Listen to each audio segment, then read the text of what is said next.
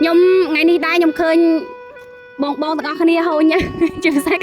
càng bong hôi nha sạ đôi tắc á chà camera chui zoom đi hôi nha đôi tắc chà sầm nu mũi tayแต่ cọp នៅក្នុងចិត្តខ្ញុំដែរហ៊ានសួរទេតែលើកនេះខ្ញុំដាច់ចិត្តសួរហ្មងខ្ញុំចង់សួរថាខ្ញុំដឹងថាការងារបរិស្ថាននឹងហត់ហេតុអីបានជាធ្វើការជាមន្ត្រី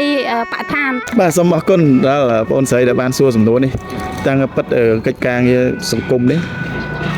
គឺដល់តែអ្នកធ្វើហ្នឹងដល់មានឆន្ទៈមានបេះដូង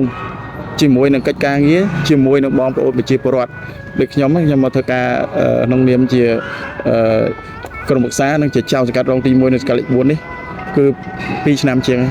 ហើយកិច្ចការងារនេះខ្ញុំសប្បាយចិត្តខ្ញុំស្រឡាញ់កិច្ចការដែលខ្ញុំកំពុងធ្វើអញ្ចឹងហើយបានខ្ញុំមិនរុញគេថាមិនរុញរេ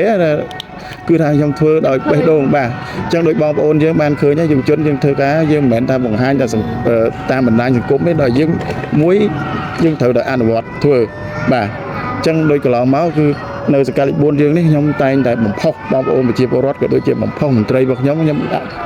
ទាំងនឹងប៉ុស្តិ៍រដ្ឋបាលរបស់ខ្ញុំទៀតឥឡូវនេះចុះធ្វើកិច្ចការងារសម្រាប់ដែលយើងអនុវត្តទៅលើគោលនយោបាយភូមិឃុំមានវត្តភាព7ចំណុចរបស់រាជរដ្ឋាភិបាលដែលដឹកនាំដោយ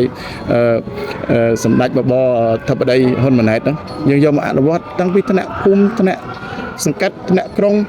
ដើម្បីយកអីយកមកផ្សព្វផ្សាយដើម្បីឲ្យពលរដ្ឋឲ្យយល់ដឹងអំពីការទុកដាក់សម្រាមឲ្យបានត្រឹមត្រូវអញ្ចឹងដូចជាសំណួរដែលបងលើកឡើងបងបានបញ្ជាក់ប៉ុណ្ណឹងគឺថាយើងធ្វើតែចេញពីបេះដូងក្នុងសង្គមហើយបើនិយាយអំពីប្រាក់ខែយើងមិននិយាយទេបាទដល់យើងមកធ្វើការដល់បេះដូងអញ្ចឹងដូចបងប្អូនយើងនេះដូចអនុភូមិមេភូមិអីហ្នឹងគឺគាត់ធ្វើការគាត់ចេញពីបេះដូងទាំងអស់អញ្ចឹងបានថាសូមជំរាបទៅដល់បងប្អូនយុវជនមហាជនបងប្អូនប្រជាពលរដ្ឋសូមឲ្យមានការចូលរួមជាមួយអាជ្ញាធរផងអាណិតពួកគាត់ផងគាត់ធ្វើការចេញពីបេះដូងបាទហើយខ្ញុំសូមអរគុណដែលមានការមកយកព័ត៌មានអំពីបញ្ហាទាំងអស់នេះបាទសូមអរគុណហើយ